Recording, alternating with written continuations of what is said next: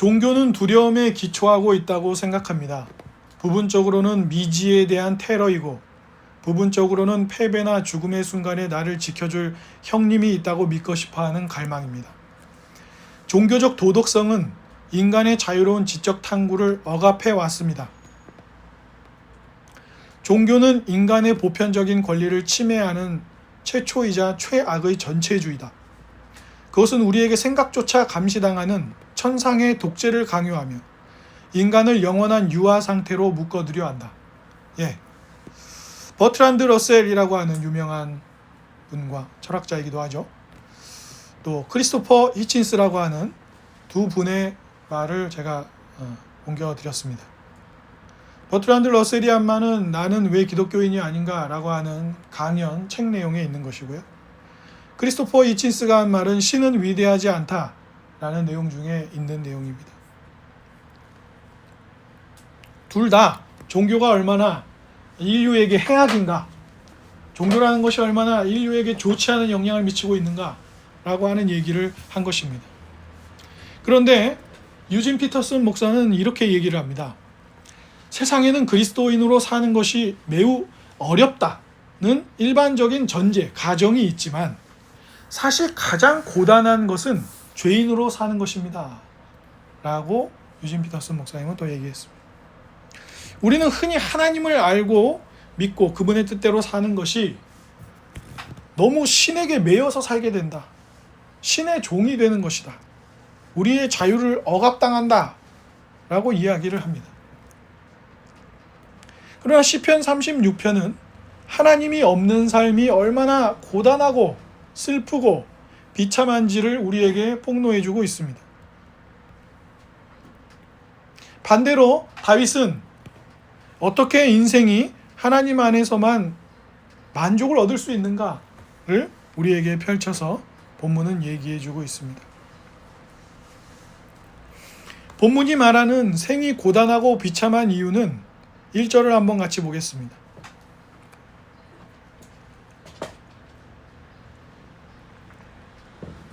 1절 같이 한번 읽어볼까요? 시작. 악인의 세가 그의 마음속으로 이르기를 그의 눈에는 하나님의 두려워하는 뜻이 없더니. 잘 읽어주셨습니다.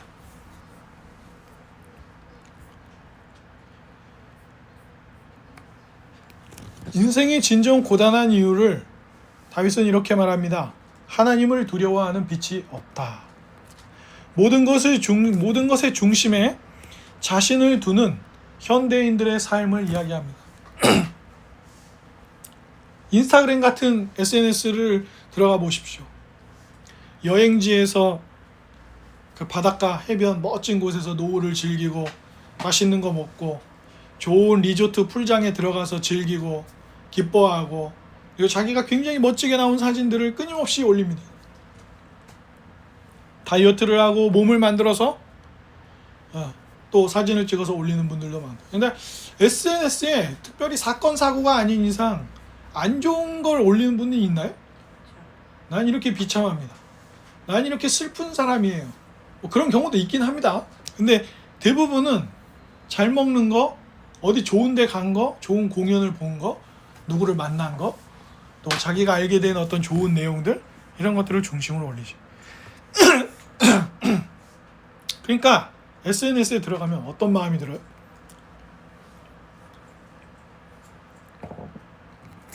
나만 이렇게 살고 있는 것 같죠.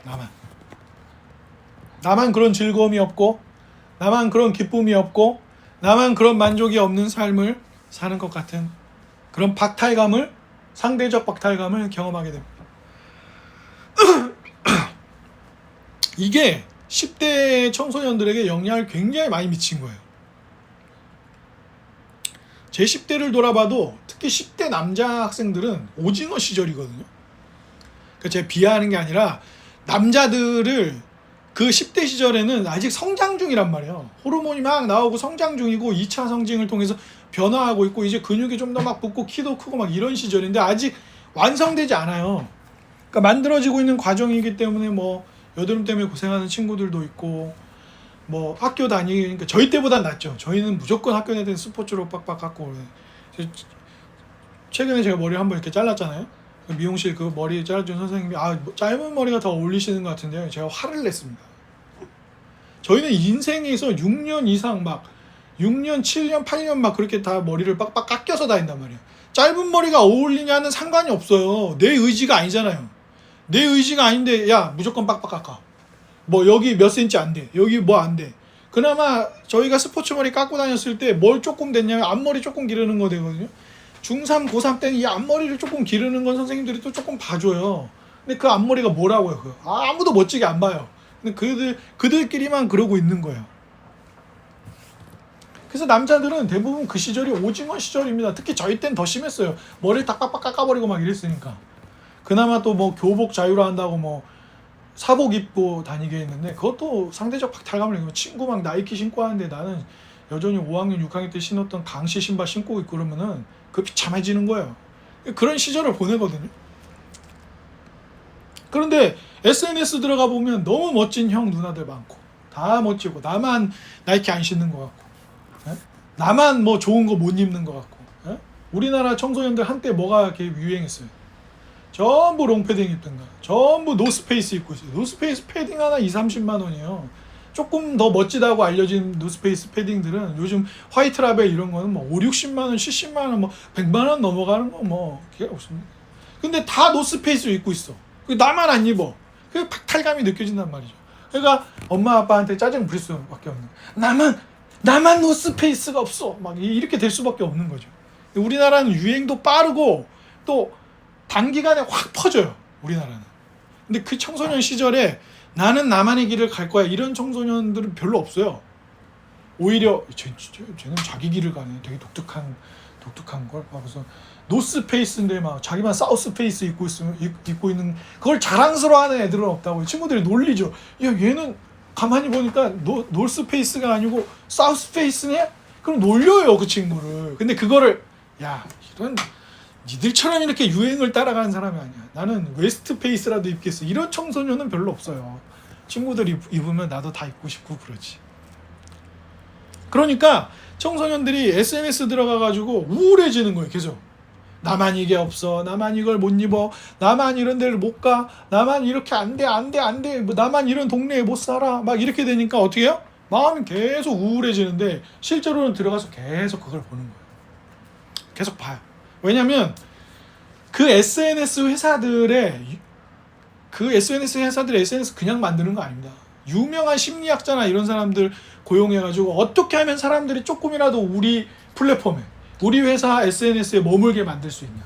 왜냐면 거기 안에 더 오래 머물게 붙들어 둬야 뭘 할 수 있어요? 광고도 더 보여줄 수 있고 회원도 모을 수 있고 회원이 많이 모이면 어떻게 할 수 있어요? 여기 우리 SNS를 통해서 광고하는 사람들한테 페이도 더 받을 수 있죠. 왜? 야 우리 SNS에는 가입자가 1억 명이야. 너가 우리한테 광고를 주잖아? 그럼 최소 몇백만 명에게 이 광고를 노출시켜 줄 수 있어. 광고 효과가 더 나겠지? 그러면서 이렇게 한단 말이에요. 그러니까 지금 호주, 영국 등의 나라들이 특정 나이대 청소년들에게는 이제 SNS를 하지 못하도록 하는 법안을 만들어서 통과시키고 단순히 제재를 가하는 법만 만드는 게 아니라 어떻게 하면 인터넷을 안 쓰게 할 수는 없잖아요. AI 시대도 오고 있고 막 그런데 어떻게 인터넷을 건강하게 쓰게 할 수 있어?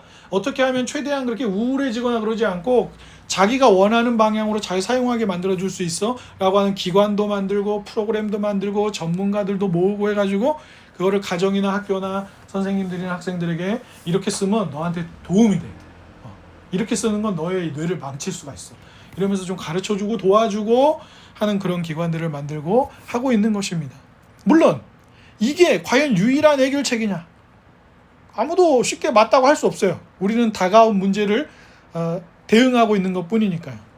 다만 왜 저렇게까지 법안을 만들고 막고 하는지는 청소년들의 그 우울 증세나 이런 게 심각해요. 근데 이게 웃긴 건 또 한편은 청소년들이 이렇게 반론을 제기할 수 있어요. 그럼 어른들은 안 그러냐? 어른들도 그래요. 청소년들보단 좀 덜한 편이지만 어른들도 SNS에 들어가서 우울해하기도 하고 그런 사람들이 있어요. 다만 청소년들보다는 인생의 경험이 조금 더 있고 실패도 좀 해봤고 그러니까 대응하는 정도가 조금 더 나은 거예요. 그래서 요즘에 뭐가 있냐면 어른들도 그 스마트폰 감옥이라는 게 있어요. 그 인터넷 치시면 나와요. 그럼 어떻게 돼 있냐면 이 스마트폰보다 조금 더 큰 크기의 금고 같은 거예요. 얘를 집어넣어요. 잠급니다. 그래서 예를 들어서 3시간 잠근다 하잖아요. 절대로 못 엽니다. 때려 부수지 않는 한. 정말 막 이런 몇 톤짜리 갖고 와서 부수지 않는 한 안 열려요. 비밀번호가 뭐가 없어요. 안 열립니다. 그 시간 동안은.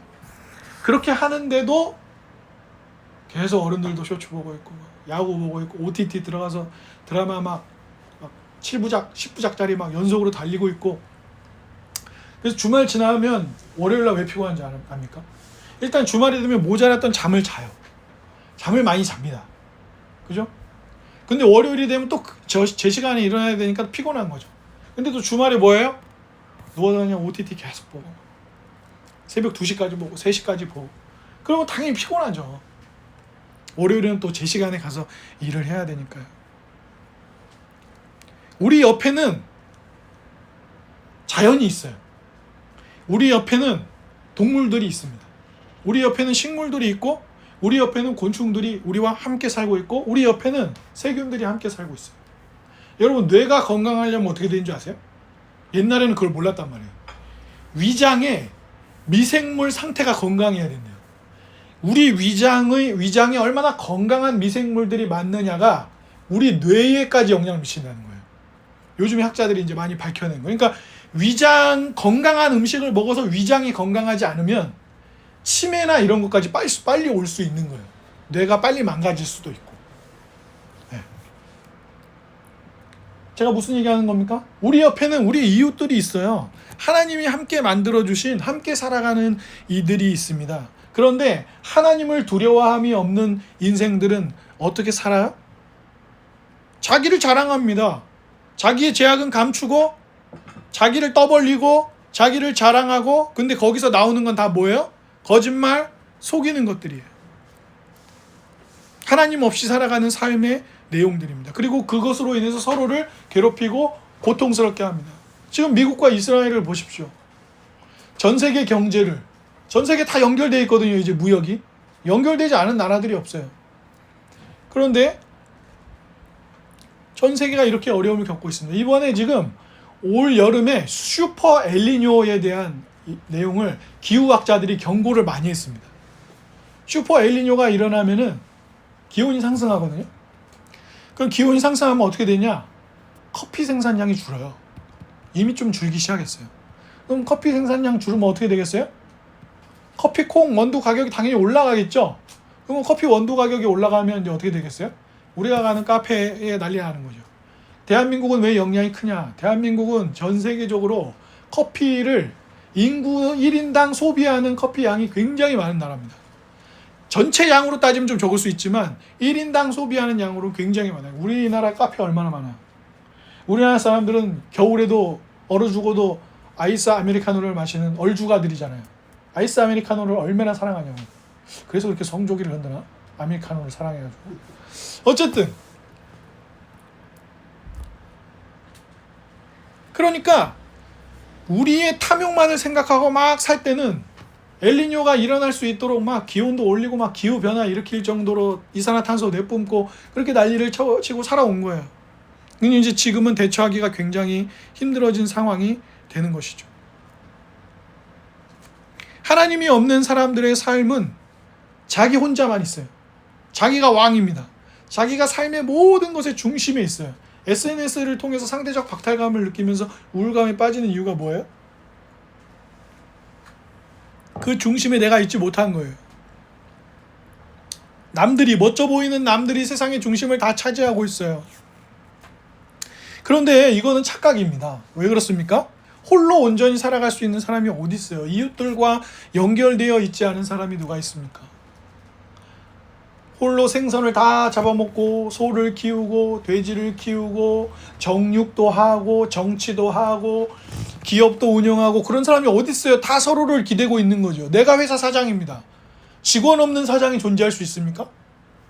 그러면 또 리더가 돼가지고 부장도 필요하고 상무님도 필요하고 전무님도 필요하고 CEO인 대표도 필요하죠. 그죠? 그런 결정을 내려줄 사람들이 필요하죠. 사원이 모든 걸 또 혼자 다 할 수는 없어요. 그러면 여기 영업부만 있으면 되나요? 여기 영업부도 있고 기획전략부도 있고 또 적극적으로 일하는 다른 타 인사부도 있고 이렇게 여러 부서들이 함께 회사를 이끌어가는 거잖아요. 하나님 없는 사람들의 삶이 죄로 인해 가장 속임을 당하는 부분이 그거예요. 너가 혼자 다 해라. 네가 혼자 해내라. 네가 영웅이 되라. 네 스스로에게 구원자가 되라. 그리고 나머지 것들은 뭘로 보여요? 나머지 내 눈에 다른 주변부에 있는 것들은 보잘것없어 보이는 거예요. 그래서 잘 돼서 성공하면 어떻게 돼요? 사람이 교만해지죠. 왜요? 내가 열심히 해서 된 거야. 잘 안 되면요. 아, 내가 열심히 못해서 안 됐으니까 나는 정말 패배자구나. 이런 삶으로 빠지니까 깊은 우울감에 빠지게 되는 겁니다. 현대인들에게 요구되는 삶은 히어로, 영웅, 혹은 그 이상의 구원자가 되도록 요구받는 삶이에요. 그래서 뛰어난 철학자인 한병철 교수는 피로사회에서 뭐라고 얘기하냐면 전 세계가 그렇기도 한데 특히 대한민국은 뭐 엄청나게 그 개인에게 뭘 잘해야 한다고 얘기를 한다는 거예요. 너는 이것도 잘해야 되고 넌 영어도 잘해야 되고 너는 몸도 잘 만들어야 되고 너는 이렇게도 해야 되고 너는 저렇게도 해야 되고 그래서 끊임없이 요구해서 뭐가 어떻게 돼요? 쉬지 못한다는 거예요. 쉬지 못하고 자기 영혼을 갈아 넣을 정도까지 막 24시간을 막 분당으로 나누고 막 초당으로 나눠서 이게 끝나면 이거 하고 이게 끝나면 이거 하고 우리 청소년들 보세요. 이 학원이 끝나면 저 학원에 가고 저 학원이 끝나면 이 학원에 가고 또 누구 선생님을 만나고 뭐하고 뭐 아니 초등학생이 캐리어를 끌고 밤 10시 11시에 집에 들어가는 게 건강한 사회입니까? 그렇게 자란 청소년이 어른이 되면 그 어른이 뭘 하겠어요? 그 자식에게도 야 아버지는 말이야 어렸을 때 초등학교 3학년 때 이미 아침에 도시락 3개씩 싸갖고 딱 나가갖고 말이야 캐리어에 그냥 문제집 20개씩 들고 다니면서 밤 11시에 집에 들어갔어. 11시 전엔 자지도 마 이럴 거 아니에요. 자기가 그렇게 커가지고 성공했다고 한다면 말입니다. 그러니까 스스로에게 구원자가 돼야 되는 거예요. 무한히 지혜로우시고 의로우시고 사랑이 많으시고 그런 분이 세상을 만들고 다스리신다고 생각하지 않으니까 속는 거예요. 우리 인류의 첫 사람들이 무엇에 속았습니까? 여러분 선악을 알게 하는 나무의 열매를 먹으면 정말 하나님이 돼요? 그럼 너무 말이 안 되잖아요. 열매 하나를 먹으면 어떻게 자기는 피조물인데 어떻게 열매 하나 먹었다고 해서 자기가 하나님이 됩니까? 그런데 아담과 하와가 그 말을 딱 듣고 나니까 뱀이 한 말을 듣고 나고 선악과를 딱 쳐다봤어요. 그게 뭐라 그래요? 너무 보암직하고 먹기에 너무 탐스러워서. 근데 맨날 보던 거예요. 동산 중앙에 걔는 맨날 있었어요. 맨날 보던 음식을 봤는데 갑자기 어떻게 해요? 너무 아름다워 보이고 너무 탐스러워 보이고 정말 이걸 먹으면 어떻게 될 줄 알았어요?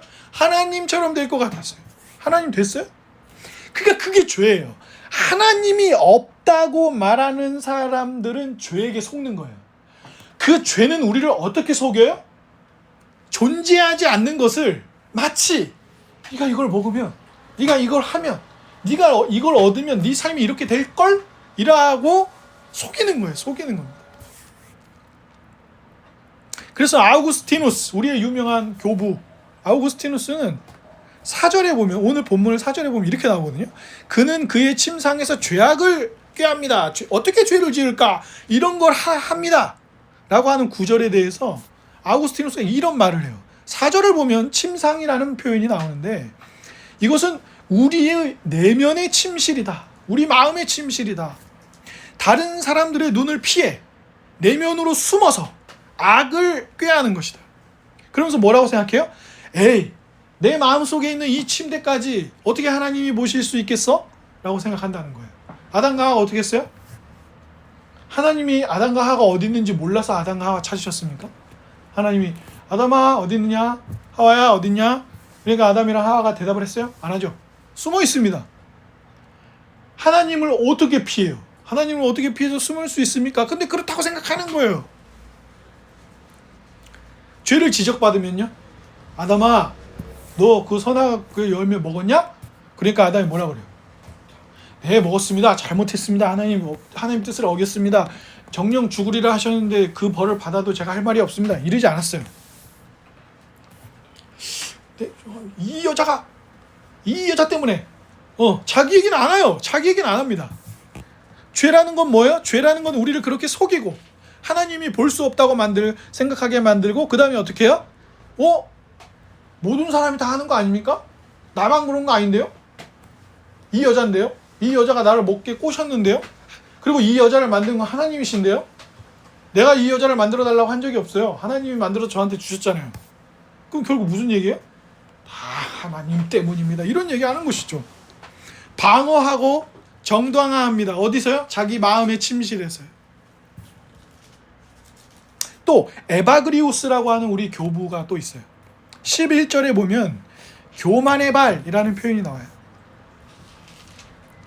이것을 가리켜서 에바그리우스는 쉽게 뒤집어지는 불안정한 수레와 같다라고 경고했습니다. 우리는 하나님이 한결같이 우리에게 베풀어 주시는 그 인자하심을 의지하는 대신에 뭘 의지해요? 내 능력, 나의 평판, 나의 통제력이라고 하는 교만의 발의 삶을 지탱하려고 합니다. 가끔 우리가 이런 얘기 듣잖아요. 우리가 일하다 보면 실수할 수 있죠. 그래서 내 평판이 이전과 같지 않고 어떤 사건 사고 때문에 김영두 씨 예전에 하던 것만 못하네. 이제 한물 갔어. 이런 평가를 받을 수 있습니다. 그런데 그것에 하나님이 없기 때문에 내가 그 모든 것을 해내야 하는 히어로 상태에 빠져 있을 때, 죄가 나를 속일 때 거기에 빠져 있으면 이 사람은 어떻게 반응하겠어요?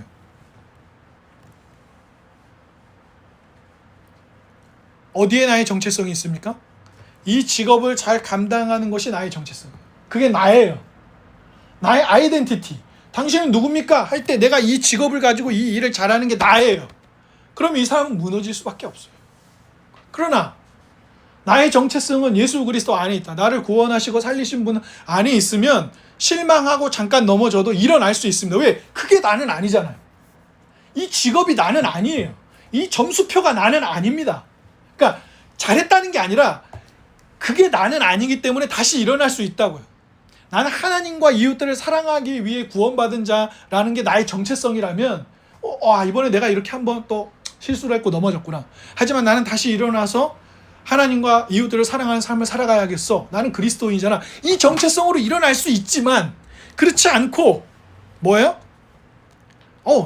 이건 내 능력. 직업이 나의 무엇. 학교의 간판이 나의 무엇. 점수가 나의 무엇. 그러니까 여러분 수능 점수를요 60살 먹고도 수능 점수 얘기하는 사람들이 있어요. 90년대 중반부터 수능이 시작됐기 때문에 이제 50대들 중에도 수능 세대가 있거든요. 첫 세대들이. 아직도 친구들 만나면 그때 수능 점수 나 이 정도. 너는 이 정도였잖아. 그래서요. 수능 점수가 그 사람의 인생의 점수입니까? 수능 점수가 그 사람이에요? 그럼 맨날 그러는 거예요. 내 친구는 150점짜리 친구. 내 친구는 이 정도 점수 친구. 내 점수는 이 친구들 볼 때마다 어떻게 생각하는 거예요? 나는 이 정도 점수, 얘는 이 정도. 친구를 볼 때마다 뭘 생각해요? 내 연봉은 이만큼, 너의 연봉은 이만큼. 친구를 볼 때마다 나의 키는 이만큼, 너의 키는 이만큼. 그 초등학교 동창 만나가지고 여전히 작네. 그럼 어른인데 여전히 작지 뭐. 그걸로 자꾸 스스로도 평가하고 타인도 평가하는데 그게 뭐라고요? 하나님을 두려워하는 빛이 없이 사는 사람들을 죄가 그 사람들을 속이는 방식이에요. 우리의 첫사람들을 속였던 것처럼 말입니다.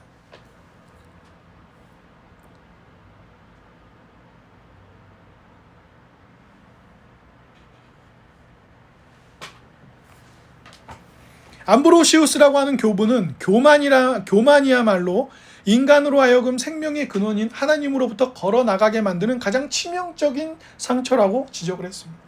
이 본문을 설명하면서 말입니다. 결국 우리는 스스로 알지 못하는 사이에 가장 부서지기 쉬운 우상들에게 인생을 걸고 있는 거예요. 여러분, 돈에 인생을 걸면 돈이 우리 인생을 지켜줍니까?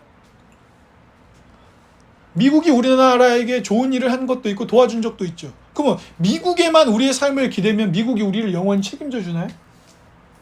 일본이 우리를 책임져 줍니까? 중국이 우리를 책임져 주나요? 영국이 우리를 책임져 줍니까? 그렇지 않아요. 명예가, 시험 점수가, 내가 해낸 올 한 해의 성과가 나를 지켜주지 않습니다. 그것들이 영원한 것이 아니기 때문에 그래요. 시편 36편에 묘사된 가장 큰 특징은 하나님을 두려워하지 않고 스스로를 자기 우주의 중심에 두는 것입니다. 옆에 함께 살아가는 것들이 있는데, 하나님이 함께 살아가도록 돌보도록 하셨는데 그것들이 없이 자기가 중심에 다 자리하고 있는 거예요. 하나님과 독립적으로 살려고 하고 스스로의 삶을 자기 중심적으로 해석하고 살아가려고 합니다.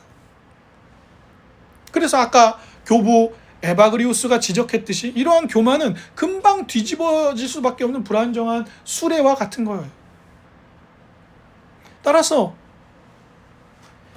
예수 그리스도가 우리의 주인이 되신다는 성경의 진리는 우리가 스스로의 삶을 책임지고 통제하려는 피곤한 삶의 자리에 대해서 내려와서 진정 우리의 주인이 되시는 분께 삶의 주도권을 내어드리는 것을 의미합니다. 그게 믿음이에요. 그게 그리스도인의 삶이고 그게 복음이고 좋은 소식입니다.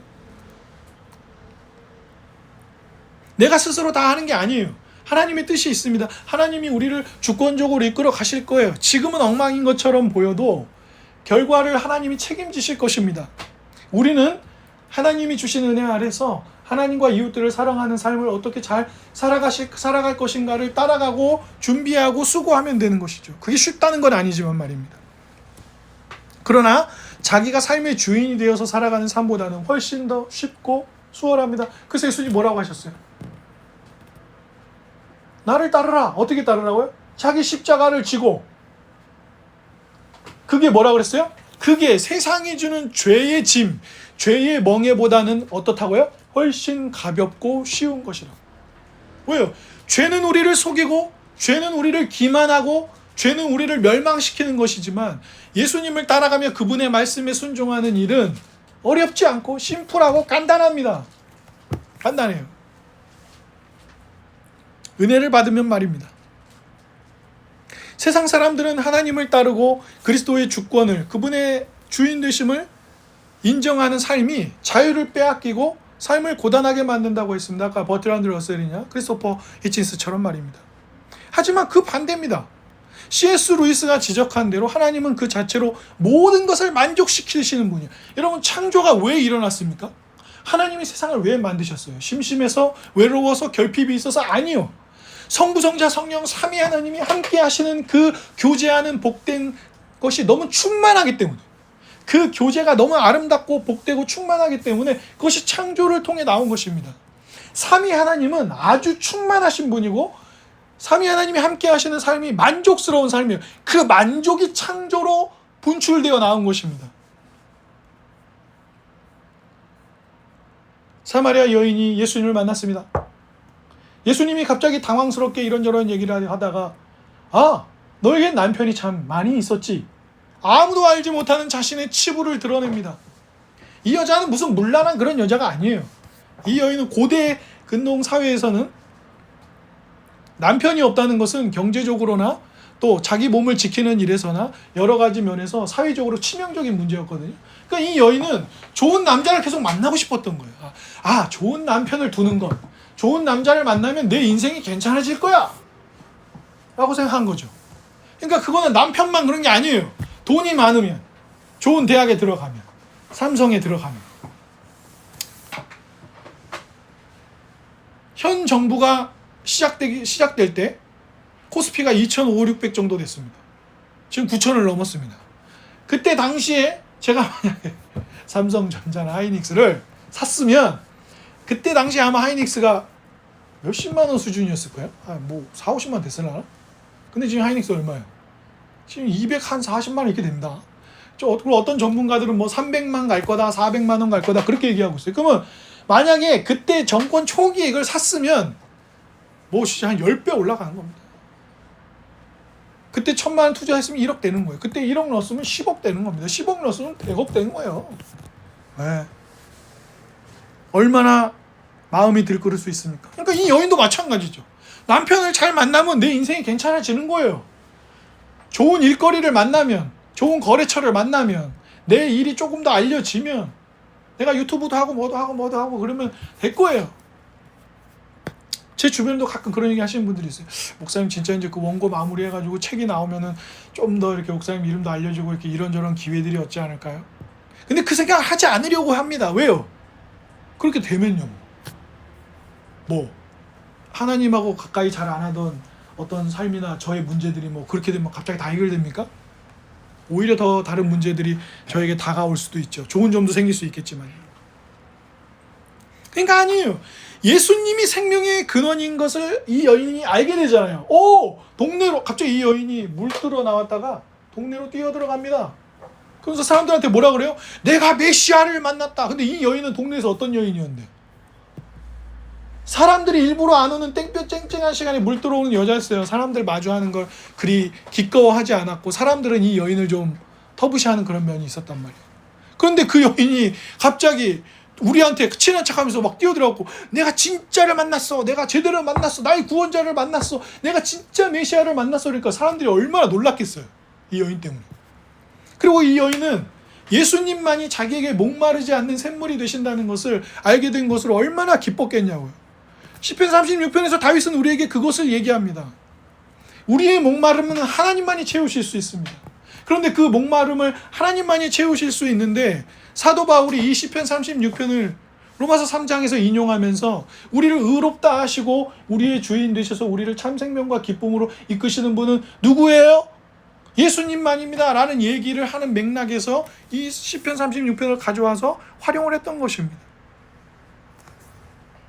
그래서 신앙의 선배들은 우리에게 뭐라고 얘기하냐면 우리가 그리스도의 날개 그늘 아래로 온전히 피할 때 우리는 그분이 우리에게 주시는 생명의 잔을 마음껏 들이마실 수 있습니다 라는 설명을 했어요.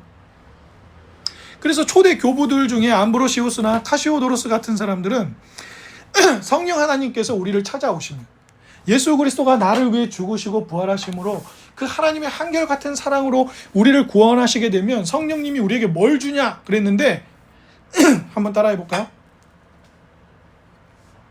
거룩한 취함. 따라해 보시라고. 거룩한 취함.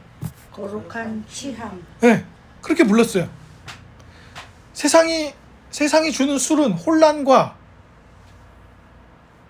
분노와 감정을 억제하지 못하는 걸 가져다 주지만 성령님이 우리에게 주시는 거룩한 취함은 예수 그리스도를 통해서 우리 영혼이 세상 그 어디서도 얻을 수 없는 만족을 그리스도 안에서 얻을 수 있는 그 갈증을 온전히 해소해 주시는 은혜를 누릴 수 있다라고 말했던 것입니다. 주 안에 사랑하는 여러분, 결국 우리의 매일은 누가 참된 주인이냐를 다투는 삶입니다. 돈에게 여러분의 삶을 기대겠습니까? 권력에 여러분의 삶을 기대겠습니까? 정치에 여러분의 삶을 기댈 것입니까? 특정한 사람이나 주식의 계좌에 여러분의 삶을 걸겠습니까? 우리는 아까 함께 찬송을 불렀습니다. 주님 한 분만으로 내 영혼 만족하네. 이 결단이 매일 필요합니다. 우리가 죄에 대해서는 예스라고 하지 않고 하나님 안에서는 예스라고 말할 수 있어야 합니다. 죄가 우리를 속이는 것에 빠져들지 마십시오. 너한테 이거 있으면 네 인생 되게 괜찮아질걸? 아니 내가 하나님을 믿지 말라고 하는 건 아니야. 내가 예배를 가지 말라고 하는 건 아니야. 야 근데 1년에 한 번은 빠져. 뉴욕도 가고 저기 마츠시마 어디야? 마츠시마 사람 이름이 어디 그 구마모토 이런 데도 놀러 가고 그 다음에 저기 어디야? 베트남 이런 데 배낭 여행자들의 성지라고 알려진 그런 데도 좀 가고 대만 여행도 가고 돈 많이 모아갖고 유럽도 가. 야 1년에 한두 번 예배 빠져. 너는 목사는 아니잖아. 네 자식 이런 대학에 보내야지. 고3 때는 예배 좀 빠져도 돼. 고3 때는 교회 봉사하지 마. 서울대 가야지. 서울에 안에 있는 대학은 가야지. 혹은 과가 좋다고 하는 과는 가야지. 너희 아들 삼성전자 취직하면 얼마나 좋니? SK 하이닉스 막 몇 억씩 성과급을 주는 거기 가는 게 나쁘다는 게 아니고 그게 우리의 만족이 될 수 없다는 것입니다. 하나님만이 우리를 만족시키실 수 있어요. 왜요? 하나님만이 만족하시는 분이고 세상을 그렇게 지으셨을 뿐만 아니라 죄로 인해 망가진 우리를 또한 구원하시기 때문입니다. 날마다 하나님의 말씀에 머물며 삶의 중심을 다시 그리스도께 맞출 때, 그래서 성경은 우리에게 끊임없이 누구를 보라고 합니까? 그리스도를 보라고 합니다. 그리스도를. 그럼 어떤 사람이 이렇게 물어보는 거죠. 아니 목사님, 도대체 그리스도를 바라보면 밥이 나옵니까? 떡이 나옵니까? 밥이 나오거나 떡이 나오는 건 아니죠. 그때마다 우리의 삶이 조정이 되는 것입니다. 여러분 시계를 왜 보십니까? 여러분 시간 확인을 왜 하세요? 여러분 책을 왜 읽습니까? 여러분 자격증을 따기 위해 공부를 왜 하죠? 여러분 친구를 왜 만나십니까? 우리의 삶의 포인트들을 중요한 것들에 맞추는 거죠. 우리의 삶의 중심에 누가 계실 때 우리의 삶에 참된 만족이 있습니까? 예수 그리스도십니다. 하나님의 그 인자하심, 다윗이 노래하는 인자하심이 예수 그리스도를 통해 우리에게 성취되었기 때문입니다. 우리는 예수님과 동행하며 걷는 그 길이 이 세상에서 가장 복되고 만족스러운 길임을 뼈저리게 경험하게 될 것입니다.